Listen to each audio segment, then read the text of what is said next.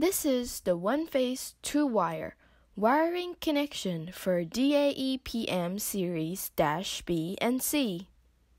Step 1.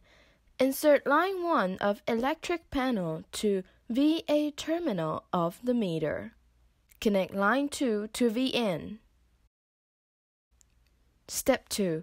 Insert line 1 through CT1. Connect white wire of CT1 to IA plus of the terminal. Connect black wire of CT1 to IA minus of the terminal.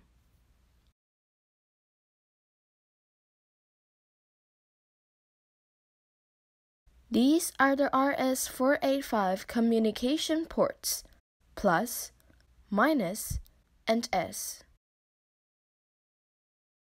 These are the auxiliary power ports, 230 volt, 115 volt, and 0 volt. This is the end of the installation guide.